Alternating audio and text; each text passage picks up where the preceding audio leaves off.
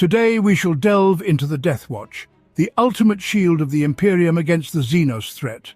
Let's start with the basics. What is the Deathwatch? This is a chapter of the Adeptus Astartes dedicated to safeguarding the Imperium from Xenos. Unlike other Astartes chapters, it is distinguished by its ranks comprising Space Marines from various chapters. Serving in the Deathwatch is, incidentally, a great honor. Essentially, the chapter serves as a mini-army of the Ordo Xenos, a division of the Inquisition tasked with overseeing and eliminating Xenos, alien civilizations that threaten humanity. Tyrannids, Orcs, Tau, Elders, Drukhari, Necrons, and this is just the tip of the iceberg. There are also various Hrud, Yokero, the foul soldiers of the Death Guard, and others. These threats must be addressed, and the Ordo Xenos has organized its own elite chapter, the Deathwatch, specifically for this purpose. The Ordo Malleus has the Grey Knights, the Ordo Hereticus has the Sisters of Battle, and Xenos are dealt with by the Deathwatch. The Deathwatch comprises veterans from different chapters. Being selected for the Deathwatch is a great honor for any Space Marine, and believe me, only the most elite are chosen. From them, so-called kill team are formed to deal with various Xenos threats. It might seem that's all there is to say, giving a comprehensive answer. But no. To truly understand what the Deathwatch is, we must look to the past. The Deathwatch appeared around the 32nd millennium when a massive war of orcs, led by a war boss, arrived in Imperial space. This was certainly not the best time for the Imperium. The orcs were poised to conquer Terra, and something had to be done about it. A newly elected Lord Commander of the Imperium and the sole surviving member of the Imperial Fists, named Kurland, came up with an excellent idea to create kill teams of Astartes specialists who would eliminate orc war bosses and attack where they were least expected. As the saying goes, desperate times call for desperate measures. The Inquisition, as well as the High Lords of Terra, approved such tactics and assembled the new elite chapter from survivors of various chapters after the Orc invasion. It was after the war with the Orcs that the Inquisition split into two components, the Ordo Malleus and the Ordo Xenos, with the Deathwatch becoming an integral part of the latter. There's also a theory that the Deathwatch was founded many years ago during the Apocryphal Conclave of Orphite IV, where Inquisitors gathered to address the Xenos threats that had been terrorizing humanity for generations. Most Inquisitors at the Council belonged to the Ordo Xenos, and each claimed that the ultimate threat to humanity would indeed come from the Xenos. The conclave lasted many years, and every participant had their own opinion. Some believed that all alien life in the galaxy should be annihilated, while others proposed alliances with the Eldar. Discussions also touched on the subjects of godlike entities capable of seizing the galaxy, and it was assumed that the threat might come from other galaxies, which eventually did happen. Overall, there were many disputes, and the Puritan Inquisitors did not prevail in them. The most experienced participants decided to create a new chapter, the Deathwatch, which would have almost no restrictions. To reinforce their decision, they invited masters from different Space Marines chapters and showed them a vision of the future where humanity either perishes at the hands of Xenos or lives in slavery. The masters listened to the arguments and discussed them the following day. Most of the chapter masters agreed to join the Ordo Xenos and provide their best warriors for service. Those who were not present at the first oath took it later. Since then, the chapters consider it an honor to send their fighters to the Deathwatch. Some are simply thrilled with such appointments, like the Crimson Fists or the Mantis Warriors, and the Imperial Fists are no exception. To join the Deathwatch, a Space Marine needs to prove himself a true hero, defeating a Carnifex or a war boss, possibly an entire group of enemies, while maintaining the purity of heart and clarity of mind. This is because a battle with Carnifex can damage the psyche of even the strongest warrior. Why did they decide to call it the Deathwatch? Because it stands on guard for the life of all Imperium's inhabitants, and has waged war with other civilizations for many millennia, employing the most unusual methods while cooperating with the Ordo Xenos. The chapter's Inquisitors track down the enemy and direct Deathwatch kill teams. Since the Apocryphal Conclave, being invited to join the Deathwatch is considered a great honor for Space Marines, as this chapter invites only the best of the best. This confirms their outstanding mastery. Therefore, the Deathwatch often comprises only veterans. The Deathwatch does not recruit novices from any planet, and why should they when there are so many heroes around? It is only important that these heroes are professionals in combating Xenos, which in general can be found in any chapter. Such individuals are usually monitored by the company captains. If one of the Battle Brothers proves himself in Xenos annihilation, he may be recommended for the Deathwatch.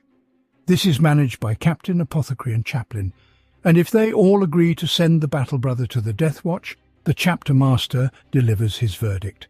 His word is final and most important. By the way, the approval process can take years. But when it finally happens, the chapter arranges a farewell ceremony. Interestingly, the chapters that provide their warriors to the Deathwatch have their own farewell traditions with a Battle Brother. The Space Wolves, for example, hold a feast that lasts all night. But to be fair, they have a feast for any reason. The Black Templars kneel in silent night prayer. The Storm Guardians gather the entire squad where the Battle Brother served to honor him, and so on. The Deathwatch is not quite the standard Space Marines chapter. Rather, it is not standard at all. This is precisely why it does not adhere to the strict organization of squads and platoons. Essentially, the entirety of the Deathwatch consists of kill teams, which are equipped according to their own discretion. Understandably, all novitiates in the Deathwatch must become accustomed to such a mode of organization, which is especially true for the Ultramarines. However, those who cannot adapt simply do not make it into the Deathwatch. In general, specialists from various chapters continue to hold the same positions within the Deathwatch. That is to say, a chaplain remains a chaplain, tech marines are entrusted with vehicles and military equipment, and both librarians and apothecaries tend to their own affairs. Each Deathwatch fortress is accounted for by 5 platoons, led by a watch captain and lieutenants. They are distinguished by marks of black and red applied to their greaves or armor. Most platoons consist of fewer than 50 Space Marines, divided into 4. 5 kill teams, sometimes even less. The Deathwatch does not fall under the jurisdiction of the Ordo Xenos, unlike the Grey Knights of the Ordo Malleus. However, the chapter has close ties with the Inquisitors, and often it is they who determine the Deathwatch's immediate missions. Sometimes these missions can be quite unorthodox, such as rescuing a Xenos, ignoring the threat of the Tyranids. After such missions, doubts arise within the Deathwatch. Are the Inquisitors using the kill teams for their own selfish purposes? Sometimes this leads to conflicts. There have even been cases when kill teams were dispatched to eliminate a rogue Inquisitor. Such incidents are considered highly classified because the Inquisition does not like to discuss its mistakes. Any reports about these are meticulously encrypted, and all members of the kill team swear an oath of secrecy. The selection process for the Deathwatch, as I have already mentioned, is far from simple, sometimes taking years. But once a veteran Space Marine enters the Deathwatch, his true test begins. He undergoes hypno-indoctrination, during which the Space Marine's consciousness is filled with detailed knowledge about all known sentient and non-sentient races. After this procedure, every warrior of the Deathwatch knows all known vulnerabilities of all known creatures in the Imperium. Besides hypno-indoctrination, he undergoes a prolonged training consisting of theoretical and practical knowledge. For instance, he is required to read a book and then fight a Xenos with bare hands. After such training, the veteran can calmly be sent to a kill team, discarding any previous ranks because, in the Deathwatch, things operate differently. This is, of course, unless he is a librarian or a tech marine. In addition to training, the Space Marine's armor is repainted black, with only the right shoulder retaining the original colors to signify where the veteran came from. Painting over the symbol of the chapter is forbidden. It is a bad omen. On the left shoulder, the veteran bears the insignia of the Deathwatch. The armor is also adorned with purity seals, colors, depending on the chapter of his progenitor. Among the Space Wolves, for example, the armor is adorned with runes and talismans of Fenris, the Blood Angels, tears, while the Dark Angels, pendants in the shape of winged swords, are already classic. Every kill team of the Deathwatch consists of Battle Brothers from different chapters, each with its own culture and understanding of warfare. This can cause disagreements, and despite the fact that all members of the kill teams share the common ideals to protect humanity at any cost, the commanders still keep an eye on them, because internal strife between the Astartes chapters can spill over into the Deathwatch, which can lead to problems within the kill teams. Such is the nature of some space marines. They simply do not tolerate each other. For instance, the Dark Angels and Space Wolves have had a long-standing feud, starting from the days of Lyman Russ and Lion L. Johnson during the Horus Heresy, or say the White Scars and the Raven Guard, who, to be fair, have already reconciled. Or Iron Hands and Ultramarines all need to be monitored. As you know, many of the Astartes chapters have minor defects in the gene seed, like the Blood Angels, which is an important consideration in the Deathwatch. To become part of the Deathwatch, a veteran must pass all the checks by the apothecaries, especially concerning the Wolves and Blood Angels. After all, werewolves and cannibals in a kill team are not an option. If there's even the slightest chance a fighter might lose his mind, he will never be sent to the Deathwatch. Nonetheless, there are chapters that are not very friendly with the Inquisition, considering it corrupt and unnecessary. Among them are, for example, the Dark Angels and the Black Templars. Despite this, they also send their veterans to serve in the Deathwatch. In addition to veterans from different Astartes chapters, the Deathwatch also welcomes the Black Shields. Essentially, these are space marines who, for some reason, have renounced their past and joined the Deathwatch. Often these are deserters, exiled space marines, or simply the Forsaken. Not everyone can erase the emblem of their legion and forget their past. Indeed, there are many ways Black Shields can come to be. It could be a soul Astartes from a chapter who turned to heresy. He erased the symbol of his chapter from his armor. Or a space marine who feels he has let down his chapter in some particularly important matter. Such individuals try to seek forgiveness by taking on the most insane and dangerous missions, which will likely end in their death. But for them, this is no problem. They seek to earn forgiveness from the God Emperor personally. Those who might have been associated with chaos also end up in the Deathwatch, but of course have not mutated in the process. Because an outright devotee of chaos would not be taken into the Deathwatch. The Deathwatch is the only chapter that accepts renegades. They have ancient traditions according to which a space marine, having erased the symbol of his chapter, can come to the commander of the Deathwatch, and they will not ask about his past. It is crucial that he meets all the requirements. Nevertheless, everyone who comes tells their story to the commander, and it remains a secret. The commander might expose them, but such cases are very rare. Only if the space marine was an unpleasant type or immediately started shouting for Magnus. In most cases, the commander of the Deathwatch will give him a chance to repent. Joining the Deathwatch as a Black Shield is possible only once. Leaving is impossible. Black Shields always receive the most difficult and sometimes humiliating missions, and very rarely do they advance in rank within the Deathwatch, though sometimes it does indeed happen. A Black Shield might even become a chaplain, a captain, and extremely rarely a commander of the Deathwatch. This is rare. Only Black Shields remain in the Deathwatch forever. Other Space Marines may come and go after several years and then return. It's something akin to a strict summer camp for Space Marines. The Deathwatch has many fortresses and stations across the galaxy. These fortresses remain beyond the official records of the Imperium. Only the High Lords of Terror and the Inquisition know of them, and even they do not know about all of them. Each fortress is governed by a Deathwatch commander. He decides where to send kill teams and which planets should be attacked. The largest watch fortress in the Imperium is Thalassa Prime. It is practically a planet fortress, gifted to the Deathwatch by the Ultramarines chapter. It is located on the eastern fringe of the Ultima Segmentum in Ultramar. Here resides the massive Ordo Xenos facility and the headquarters of the Deathwatch chapter. Thalassa Prime houses the main training center and the place where Space Marines from other chapters are trained and equipped. It was here that Deathwatch Master Mordalai inducted the new Primaris into the ranks of the chapter. However, after the opening of the Great Rift, Cicatrix Maledictum, much has changed, and now the duties of Thalassa Prime are shared between the fortresses Fort Excalibris and Prefex Venatoris. Both are located in the Imperium Nihilus and are constantly under attack by Drukhari, deal with migrations of the Hrud and train new Deathwatch fighters. Each Deathwatch fortress is unique, but all share a similar structure. They usually house 5 watch companies, each led by a Deathwatch captain. These companies are non-standard and differ from the companies of other chapters. One might comprise only Terminator armor troops, another, bikers, and a third, infantry.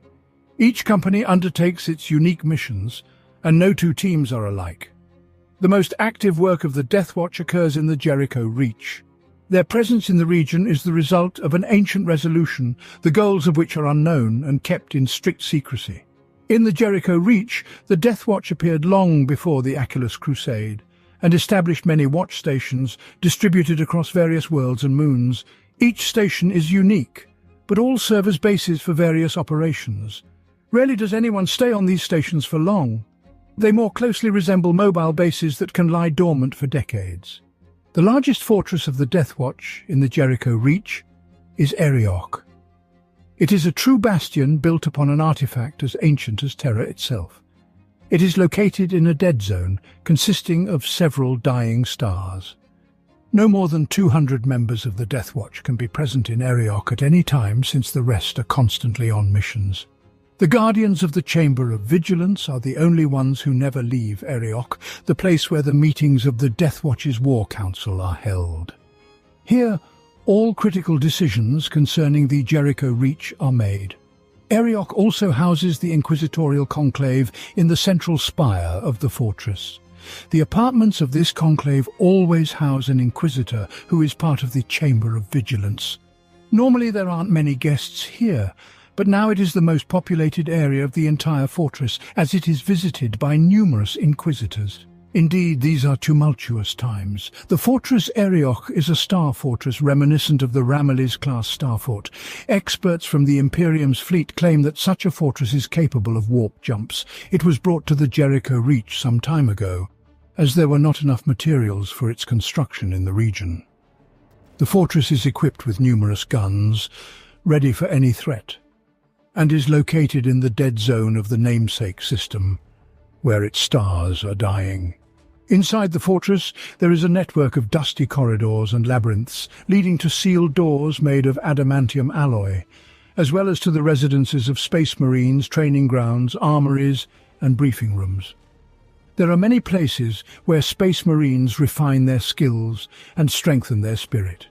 In the maze of corridors, there are huge training fields and halls where one can master shooting and melee combat with tyrannids. The fortress also houses a shrine where warriors meditate, maintaining faith in the Emperor of mankind and humanity itself.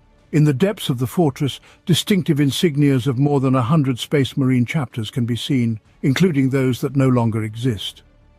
The star system Arioch instills fear in many pilots, as it orbits a slowly dying white dwarf star surrounded by 7 planets with perfectly circular orbits. Each planet is a lifeless mountain formation, slightly larger than Terra, devoid of life, craters or debris. All appear untouchable. The fortress Arioch orbits the 6th planet. To enter this system, one must obtain precise coordinates from the Deathwatch. Otherwise, one risks becoming stuck in the warp or attacked upon approach. In the depths of the fortress Arioch, a mysterious artifact is stored, as is the case with each chapter in the Warhammer. Perhaps it is the reason for the Deathwatch's presence in the Jericho Reach. At the heart of Arioch lie the Omega Vault, where a terrible truth about the future is kept. This place has always remained sealed, and only the Deathwatch ensures that no one attempts to penetrate it. The Omega Vault is a complex system of ancient mechanisms, catacombs and chambers located at the heart of the fortress Arioch. Its sole entrance is a door 40 meters in height, secured with powerful armored plates, void shields and adamantium. Carved on the door are symbols of the Deathwatch and Terran runes, encircling the image of the Emperor defeating the Serpentine Dragon.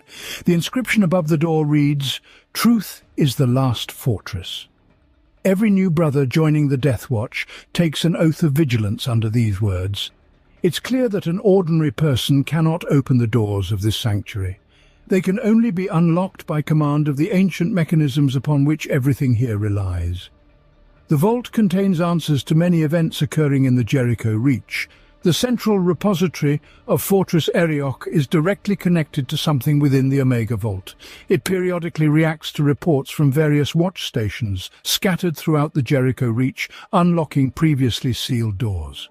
This could happen in response to time or to received information, since not all events in the Jericho Reach are significant to it. For instance, when the Tyranids attacked the Orpheus salient, the Vault did not react. However, Omega does respond to certain invasions by the Tyranids, Orcs and other Xenos.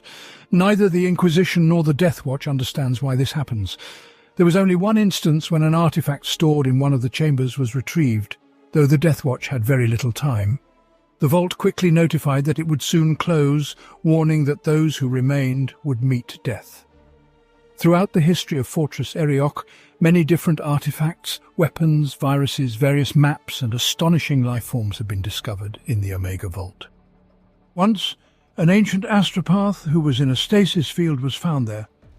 When awakened, he sent a single short message and then crumbled to dust, as he was very ancient, but he had fulfilled his mission. What and where he sent it remains unknown. Recently, the complex mechanisms of the Omega Vault opened on their own, possibly influenced by the incursions of Chaos or the Tyranids. Some locks remain closed. Along with this, secret journals of the Deathwatch, stored in electronic format in ancient machines, were found. After this, it became clear that the Deathwatch possesses ancient weapons and a wealth of information that could help the Imperium survive. Consequently, numerous kill teams were sent to various corners of the Jericho Reach, and some of them have not returned. No one knows what will happen when all the locks of the Omega Vault fully open. Perhaps the Imperium will gain the most powerful weapon in the fight against the Xenos, or it will find its doom. In the heart of the Omega Vault lies another dungeon, rumoured to contain the main secret of the Deathwatch, hidden behind rows of doors that have been slowly opening over centuries. Behind these doors, the Brethren of the Chamber of Vigilance keep a vigilant watch, believing that contained therein is a weapon that could assist the Deathwatch in the Jericho Reach. Thus, the Omega Vault is guarded not only by doors and a shield, as you may think. Stored within the dungeon is an ancient pathogen capable of instantly killing any Xenos, yet harmless to humans. Who created it remains unknown and likely will forever remain so. But one thing is certain, the Omega Vaults were constructed by humans. Why they needed a Xeno-specific pathogen that does not harm humans remains a mystery. In the last of the Deathwatch's vaults, only a few seals remain unbroken, and the time when the doors will open is drawing near. It makes one wonder what they are waiting for. Deathwatch has numerous fortresses, not only in Eriok but also in other locations. For example, Damaroth, a fortress situated in the Ultima segmentum, takes the form of a huge artificial ring built around the local luminous moon. Who built it remains unknown, but the Deathwatch has claimed it for themselves. Deathwatch often captures Xenos territories. Zarabek Fortress once belonged to the ancient alien race of the Mulari, but the Deathwatch utterly destroyed them, killing their leaders and obliterating their sanctum of knowledge.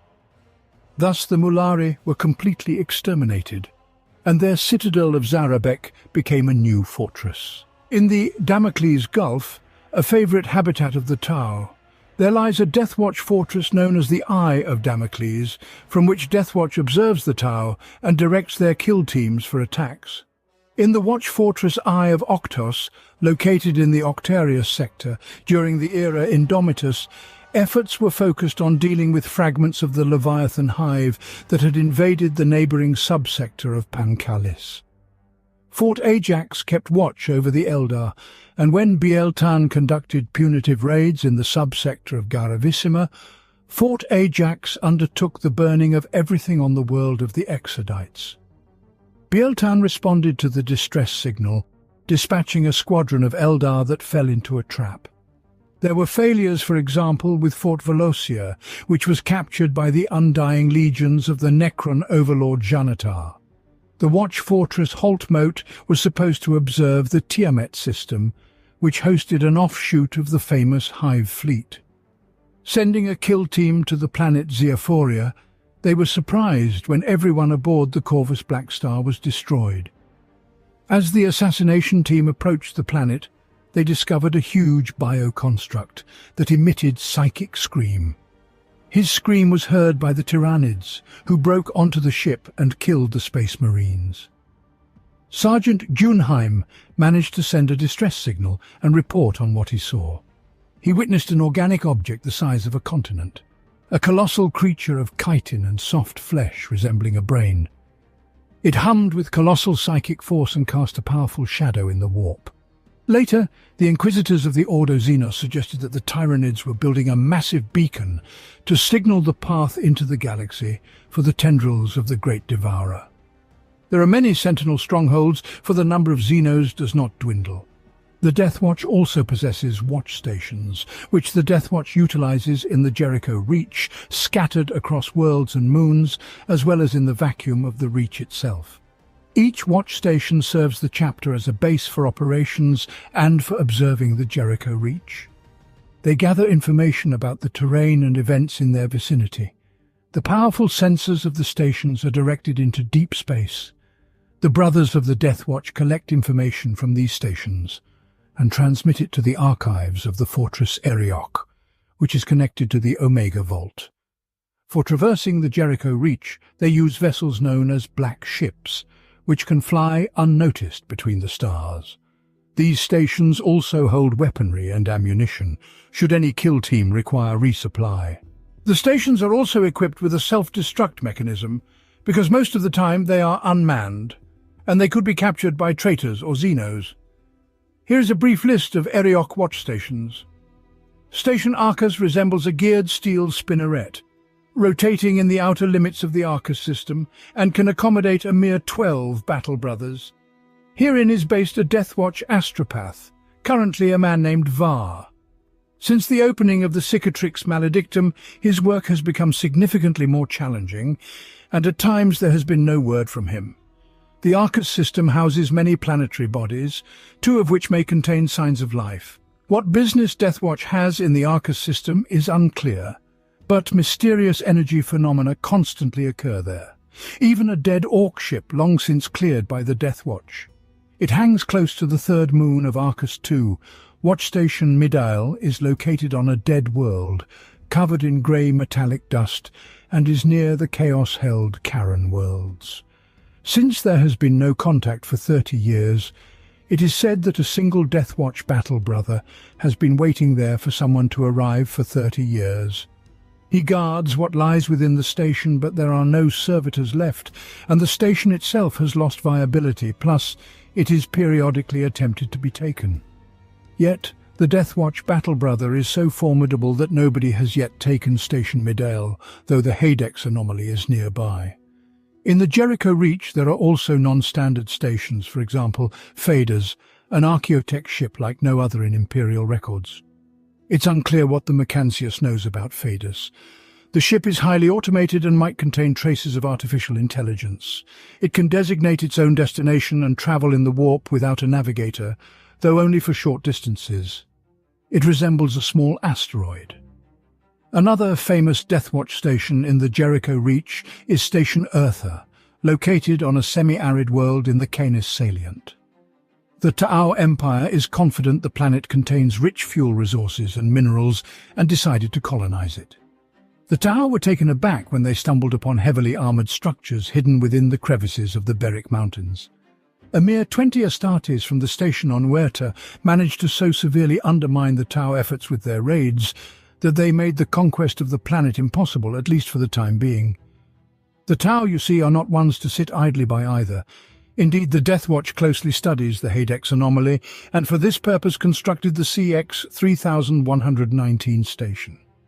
Initially, it was created as a mobile station so that it could always be on the edge of the warp storm. As soon as there were changes in the warp, the station immediately moved further away. However, at some point the system failed, and the Haydex anomaly doubled in size, swallowing up the Deathwatch station. There were, of course, no people there, but important equipment was nevertheless lost, or so the Imperium believed. Until, years later, the station reappeared, far from where it had vanished. Now, the Deathwatch is in disagreement with the Inquisition about whether to explore the station for what the sensors recorded. But while the issue is being discussed, the station has been marked and is being circled from a distance in space. It's dangerous because that's it. Interestingly, right at the center of the Hadex anomaly, there's also the watch station Belarius. It is carved into a massive asteroid, and for a long time was considered lost, because nothing survives in the Hadex anomaly. It was built millennia ago to observe Xenos activity in the Jericho Reach. A post on Belarius was the most coveted among all Deathwatch. Here, a battle brother could seclude himself for his reflections, but at the same time be in reach of the sector's capital and many warp routes to quickly react to various events. But when the Hadex anomaly opened, it engulfed the station, and most battle brothers mutated or were destroyed by the force of warp energy. Those who survived the anomaly's opening later perished from hordes of demons and warp entities that slowly and painfully killed them. Of course, all the warriors fought to the end, and when the remaining commander realized that his body was mutating before his eyes, he blew up the corridor along with himself. The last astropathic message was received by the Midale station 70 years after the anomaly opened, and there was nothing good in it. Since the Deathwatch officially belongs to the Ordo Xenos, all its Astartes are engaged in the search for, study of, and, if necessary, the destruction of intelligent Xenos species, as well as their artifacts, weapons, and various devices. Despite the fact that the Adeptus Mechanicus seemingly invents nothing new, they are keen to unravel alien technologies.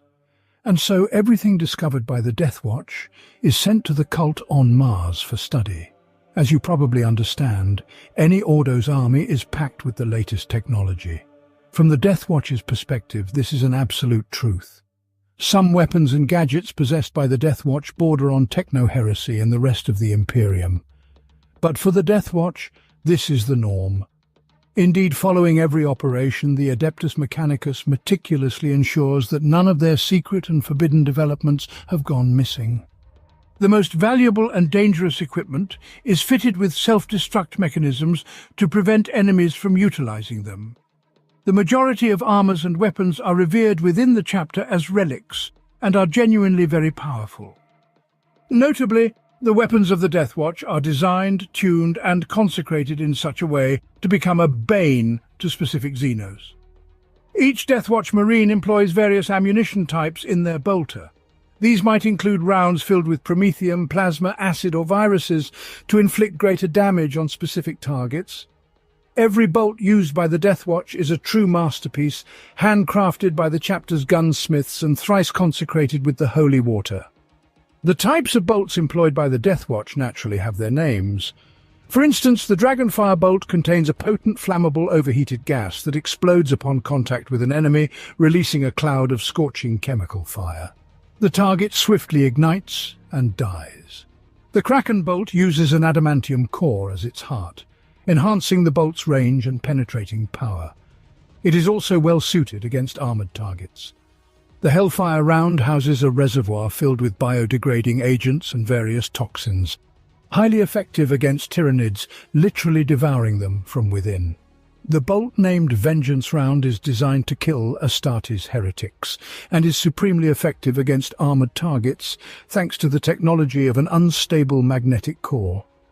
The Hellspear's bolt excellently penetrates psychic defenses, as sometimes the Xenos erect significant psychic barriers. The Deathwatch also has bolts that temporarily interrupt the reanimation of Necrons, as they contain a cyclic temporal core. Moreover, the Deathwatch possesses thermal-penetrating rounds and inertial thermonuclear rounds, which leave craters in their wake. Not to be overlooked is the Metal Storm frag shells, which explodes a few seconds before impact, showering the target with razor-sharp fragments. There are also Tempest bolts, which are particularly effective at disrupting the internals of various machines and, of course, incapacitating them. The same applies to spacecraft. Their cannons too fire various types of ammunition. Why is this necessary? Well, the kill team never knows who it might encounter next, thus it is forced to have universal weapons at its disposal. The Deathwatch utilizes bolters of the artifacts and Hesh patterns, which are fitted with special adapters for different types of magazines. All Deathwatch Kill Team Marines can switch the type of ammunition in their bolter with a click. The shotguns of the Deathwatch have a larger caliber than those of other chapters, and also contain their own set of ammunition. Among them is a high-power explosive charge affectionately named Crypt Clearer rounds, designed of course against the Necrons. They also contain ammunition that turns a shotgun into a flamethrower, known as Serpent's Breath. Understandably, this is not a full-fledged flamethrower, but it is still quite gratifying. They also have a full-fledged version known as the Infernus Heavy Bolter, a combo weapon with an integrated heavy flamethrower. Additionally, the Deathwatch utilizes frag cannons. Its variations are typically mounted on dreadnoughts, but the Deathwatch has a handheld version. In close combat, the members of the Deathwatch utilize phase blades, which, of course, emerged due to the sophisticated technology of the Necrons, which the priests of the Adeptus Mechanicus refined for the Deathwatch. Phase blades can disappear from reality, passing through armor, and then reappear abruptly. Think that's all? By no means. For every type of Xenos, there are unique weapons. For instance, the Balefire gun, a flamethrower operating on highly purified promethium, excellent for burning especially powerful Xenos, and those who regenerate quickly. Of course, the flamethrower works best in a melee with orcs. The Deathwatch arsenal includes a wealth of missile launchers like the Cyclone or Armorbane missile launcher, plasma guns, which are issued only to the most elite veterans of the Deathwatch, graviton guns, sniper rifles, and of course a multitude of bolters and flamethrowers. Rest assured, the array of lethal instruments at the Deathwatch's disposal is perfectly operational. Another unique feature of the Deathwatch is the atmospheric assault ship known as the Corvus Blackstar. Some even call it the Corvus. The Blackstar is always used in airborne operations against ground targets. This ship combines the functions of a drop pod and a powerful gunship, delivering troops to the location and striking from the air. A squadron of Blackstars can swiftly create a foothold on the ground, be it against orcs or tyrannids, which the Deathwatch then assaults. The Corvuses possess high protection and can withstand direct hits from anti-aircraft guns, and for missiles they have decoys known as Infernum. On remote planets, Corvus's Blackstar are perceived as angelic saviors by the locals. Some equipment of the Deathwatch is considered so valuable that it must not fall into enemy hands. If something precious from the Deathwatch is lost in battle, the commander can organize a rescue mission. If the equipment is truly valuable and cannot be recovered, it is immediately destroyed using a self-destruct device. The importance of such operations is undeniable. There have been instances when everything was at stake. For example, once due to the loss of a relic of Dark Age of technology by the Deathwatch, a moon fell onto a planet, destroying all life. It was found by a Xenos who accidentally activated it. This is a typical situation. Another feature of the Deathwatch is their kill ships. These are drone ships used to carry out exterminatus on worlds lost to the Imperium. Every kill ship is equipped with cloaking devices utilizing Dark Age of technology. Their purpose is stealthy infiltration into systems captured by Xenos and to discreetly carry out exterminatus. Rumors suggest there are so many of them that, if they so desired, they could obliterate all worlds in the Jericho Reach. Naturally, each assassin group differs in tactics and bears its own name. For instance, Aquila Kill Team serves as a versatile squad capable of undertaking any task. Should the Deathwatch encounter an unknown enemy, Aquila Kill Teams is deployed first and foremost. Rather than specializing in the elimination of individual Xenos warriors or strategic targets, the Aquila group represents versatile squads that can quickly adapt to new challenges on the battlefield. All Battle Brothers of Aquila are armed with a broad arsenal of weapons, allowing them to confront any adversary. Typically, the Aquilas are sent on reconnaissance missions into dangerous territories. Dominatus Kill Teams is tasked with the destruction of elite warriors from various Xenos species faced in great numbers. Deadly Drukhari incubi, immortal Necrons, orc knobs, and so forth. Dominatus analyzes each elite enemy and strives to exploit their weaknesses. In battle, these teams use an array of weapons aimed at eliminating specific elite Xenos foes. Führer kill teams specializes in eradicating large concentrations of Xenos, such as orcs or Tyranids. When the battlefield accumulates a multitude of Xenos, Führer kill teams is activated. Their space marines usually operate with long-range firearms that provide massed fire and employ mortars and artillery firing shells containing bioacid and shrapnel. As the Xenos numbers dwindle, Battle Brothers in Terminator armor take their place, armed with lightning claws and chainsaws. The Malleus team specializes in destroying tanks and large monsters. They fear not the colossal Xenos looming over them in battle. They are well acquainted with the vulnerabilities of all these threats, and use their portable heavy weapons, the most powerful, to strike at them. In combat, they don Terminator armor and shields for protection, while the Malleus strike devastating blows with thunderhammers and other power weapons. Purgatus kill teams specializes in eliminating Xenos commanders, be it orc warbosses, homunculi, autarchs, or immense tyrannid carnifexes.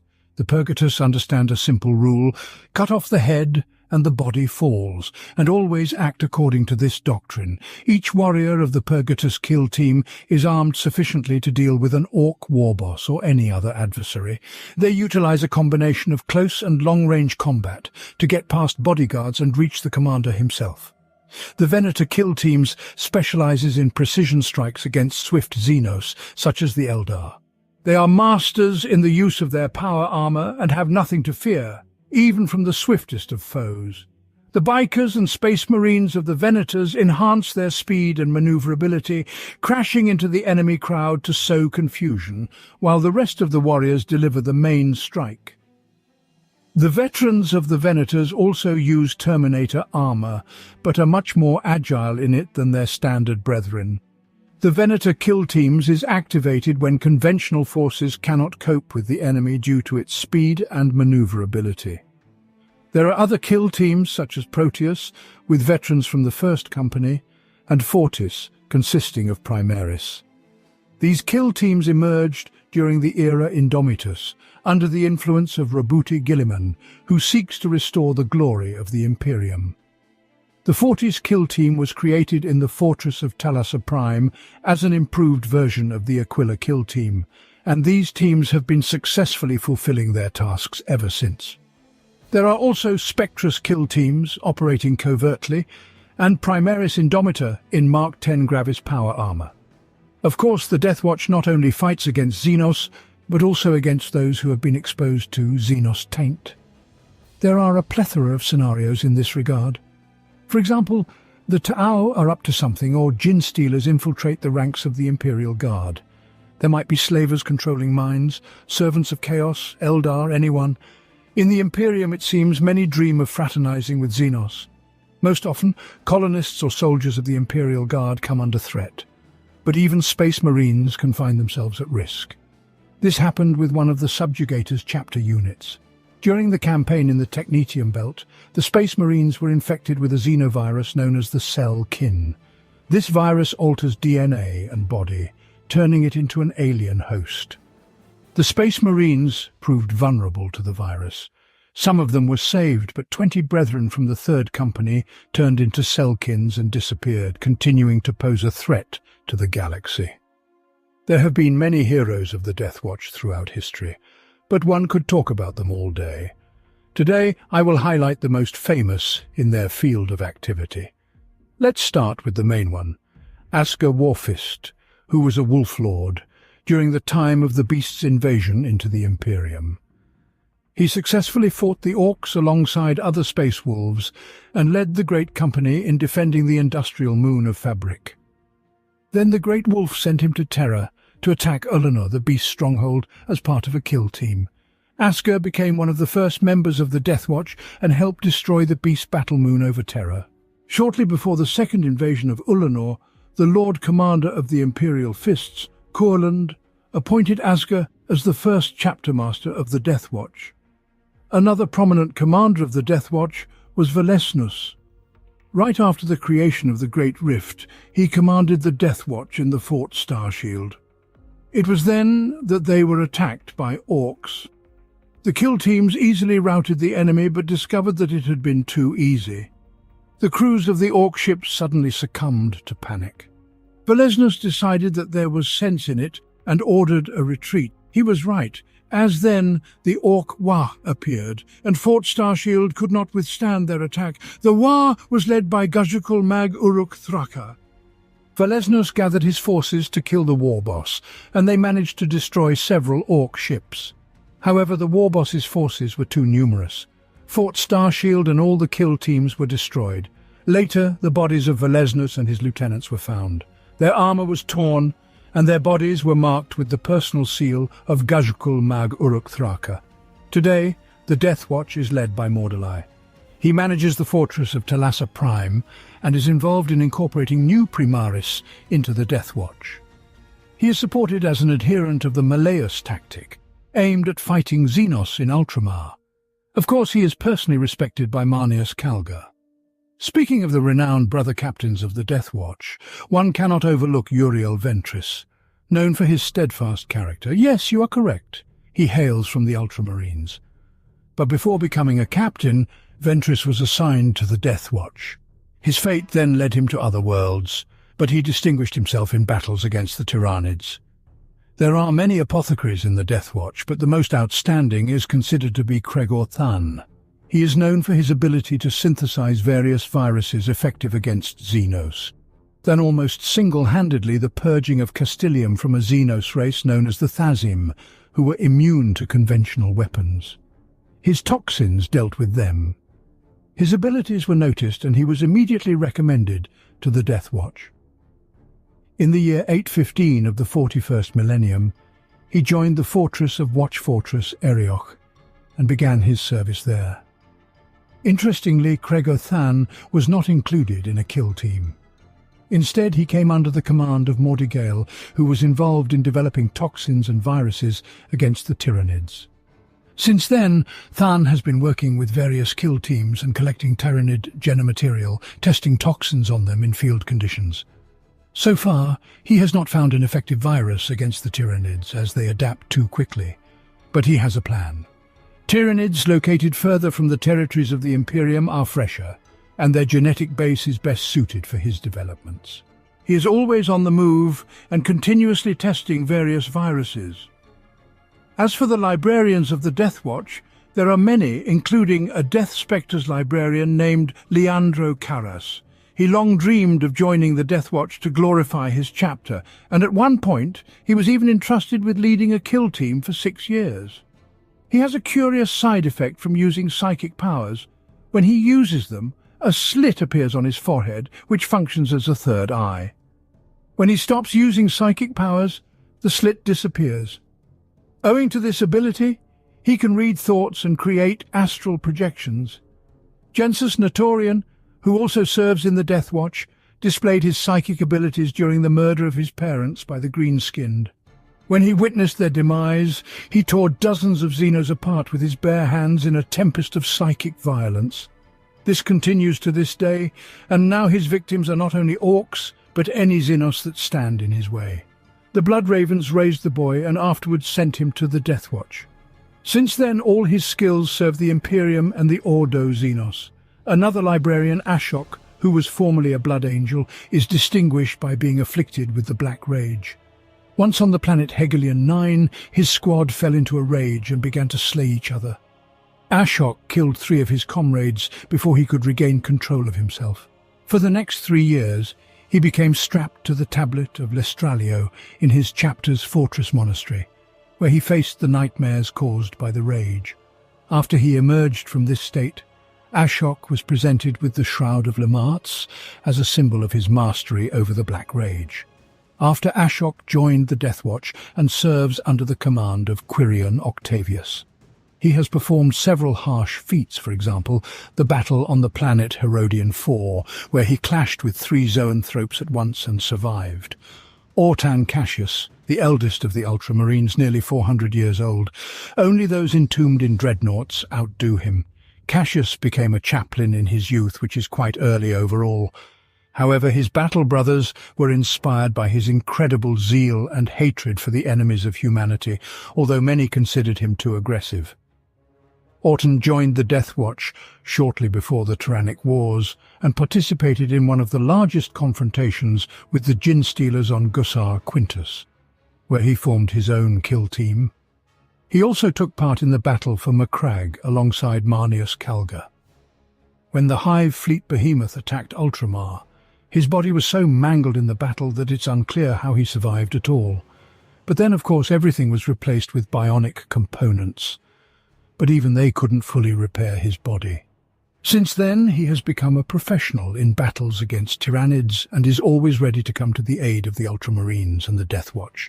There is also a Deathwatch Forge Master named Zeril, Tech Marine, who was invited to the Deathwatch after discovering a deposit of Elder Spirit Stone. He is fascinated by unravelling the mysteries of Xenos artifacts. Interestingly, one of the Inquisitors, Romeus, recommended him to the Deathwatch. He is especially fond of Necron artifacts because they remind him of the Iron Hands. He constantly explores worlds in search of the tombs of the beings made of living metal. In one of his raids, he discovered a strange silver box of cubic shape, absolutely seamless. Taking him to the fortress Erioch, he opened the crate and found a multitude of different pieces of knowledge about the Necrons, which he immediately began to send in encrypted form to his chapter. And this was despite the leaders of the Iron Hands pleading with him not to be expelled from the Deathwatch, claiming he was useful to the Imperium in this form. The Deathwatch has dreadnoughts, but not just any dreadnoughts, they have black shields. One of them is called Nihilus, and he serves in the garrison of the fortress of Thalassa Prime. The true name of Nihilus was known only to a long-deceased Tech Marine who had brought him into the Deathwatch. He changed his name to Nihilus to remain anonymous. Although the Deathwatch does not favour such mysteries, Nihilus is respected by all because he is unstoppable in battle. Currently he is part of a team under the command of Captain Artemis. And by the way, it's worth mentioning a few words about him too. He was originally a battle brother of the Mortifactors chapter, who currently serves as the Watch Captain of Thalassa Prime. He dealt with many affairs in his life. For instance, he fought against the soldiers of the Canib race, created by ancients millions of years ago. Artemis personally defeated their leader, putting an end to their invasion of Imperial space. Do you know what he is most famous for? For preventing the resurrection ritual of Aenead, conducted by Eldrad Ulthran. This, of course, saved countless lives, including elders, although Eldrad Ulthran urgently pleaded with him not to intervene. Yes, he only wanted to destroy Slaanesh, but we know better. But to the Deathwatch, this matter was of no consequence, for Slaanesh is Slaanesh. As a result, Artemis became one of the most successful members of the Deathwatch and led the watch company Tertius at the fortress of Thalassa Prime. There is another formidable dreadnought in the Deathwatch named Zobzak, a former warrior of the Imperial Fists chapter. He loves to compare every event to the past, asserting that the space marines of his time were 100 times better than the contemporary ones. Sometimes Zobzak gets so carried away that he might even strike someone with his mighty fist. Perhaps he would not have been accepted into the Watches if not for his combat prowess. He really has lived through a lot in his life. Of course, the Deathwatch has many more remarkable characters. After all, this chapter is elite. And what threats await the Deathwatch in its campaigns? Oh, there are plenty. For instance, the Watchmen periodically conduct raids into the Comorra. At one point in the 41st millennium, free traders told the Deathwatch that a Space Marine captain was being held captive in Comorra. He was captured, and now he performs in arenas for the entertainment of the Drukhari. After consulting with the first company of the Salamanders, which had previously conducted successful operations in Comorra, Kill Team Aldrich found a way inside and freed the captain, using their Corvus Blackstar ship, which they had stolen from a damaged Corsair vessel. Breaking through the arena, they freed the captain and escaped from Comorra. During this sortie, all members of the kill team perished except for Ulrich, but they managed to escape on a stolen Corsair ship. Once the Deathwatch uncovered the Catan Vault of Azagorod, also known as the Nightbringer. This embodiment of death, a god who revels in the torment of his victims and capable of extinguishing stars with his might. Of course, it was not the Catan itself, but a shard of it, found in the Golga system thanks to the psychic traces of its victims. The Deathwatch sent a kill team to destroy it and discovered that the system was teeming with various monsters, both biological and mechanical. For several months, Deathwatch squads from 3 watch fortresses waged war against these creatures until Asgarod's sanctuary was destroyed by continuous bombardment from laser cannons and vehicles. The Deathwatch also participated in the notorious suicidal operation of Inquisitor Cryptman. In the year 997 of the 41st millennium, when the madman ordered the destruction of all the worlds of the Imperium in the path of the Tyrannid Leviathan fleet, so that they would have nothing to consume and thus would retreat. For this folly he was suspended from the Inquisition, and even plans were made for his execution, but it was not carried out because he seemed apparently to be useful. The Inquisitor devised a cunning plan. He asked the Deathwatch to capture Djinn Stealer's broods from a spaceship and send them to the captured empire of Octarius so that the Tyrannids and Orcs would fight each other and themselves. The goal was to give the Imperium time to recover and act further, although the plan was initially doomed considering that Orcs represent a valuable source of biomass for the development of Tyrannids, and after such clashes the bugs only got stronger. The Deathwatch recruits masters of deception. For example, in the 32nd millennium, Eldar Corsairs learned about an ancient artifact called the Doomsday Sphere, stored in the Omega Fortress. This artifact was carefully protected and kept in the fortress's most secure vault. When the Corsairs attacked Omega, they found themselves in an ambush organized by Deathwatch Venator kill teams. Hundreds of Corsairs died before they could reach the storage area of the artifact, which, in reality, did not exist. This was because the Black Shields of the Deathwatch had spread rumors among free traders to lure the Xenos into a trap. Inquisitors often cause problems for the Deathwatch. For instance, at the end of the 41st millennium, an Ordo Xenos Inquisitor named Gao constructed a watch fortress at Fort Velocia, named the Necrontyr Datacane. Learning of this, the Necron overlord Xanatar the Vengeful attacked the fortress with an army of Necrons, leading to the destruction of the kill team and the capture of Inquisitors. Following the rebirth of Robut Guilliman and the opening of the Great Rift, Robut decided to restore his father's shattered realm. Fortunately, he had the forces in the form of Dormant Primaris, whom he dispatched to all the chapters of the Space Marines, along with the new, powerful technologies of Belisarius Call. Of course, the Deathwatch was also reinforced and is now readier than ever to repel Xenos attacks. However, not everyone in the Deathwatch is fond of the Primaris. This is evident in many instances. For example, Watch Captain Holjar Ironfang, who received reinforcements in the form of a Primaris kill team, sent them on the deadliest missions during an engagement with Orcs because he did not trust them and even despised them. He reserved the best missions for his veteran kill teams and purgators. His teams were trapped. Most of their fighters were butchered by Orcs while others were taken prisoner. Imagine his surprise when the Primaris and kill team Theranos came to his aid. After that, he spent 10 years voluntarily atoning for his mistakes, becoming a rank-and-file battle brother in Kill Team Theranos of the Primaris. Since the opening of the Cicatrix Maledictum, things have only gotten worse. The number of migrations and Hrud attacks, for instance, increased. Recently, the Hrud attacked the shrine world of Damol, coveting its local stasis tombs. They arrived and immediately began to sow chaos on the planet. Regiments of the Mordian Iron Guard were deployed to combat them, but quickly aged and died from the Hrud's infamous entropic field. The same happened to a strike force of the Sons of Medusa, by the way. At some point, the Deathwatch decided to engage. 2 full companies and 8 dreadnoughts launched an assault on the Hrud labyrinths, enduring their temporal aura as best as possible, to eventually eliminate the Hrud leaders and destroy everything. When the battle concluded, 8 dreadnoughts had transformed into rusty hulks. The biological remains within them quieted, turning to dust. Indeed, the Hruds have a way of stealing time from the ancients. When radical Ordo Xenos Inquisitor Balfus Bile, employing some severe Xenos technologies, managed to penetrate through the warp storms of the Dark Imperium aboard the ship Castasi, it was imperative to deliver the Deathwatch kill team to the Tau. Truthfully, during the ensuing battle, the Tau boarded the Castasi, and the Deathwatch was forced to destroy it to prevent the technology from falling into Tau hands. The Inquisitor, by the way, subsequently faced repercussions as well.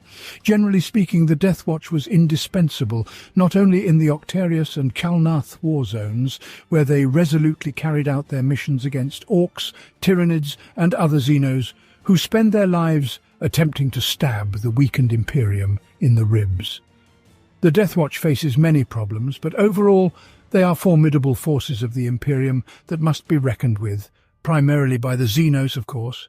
Because, if necessary, the Deathwatch will quickly demonstrate what they are capable of.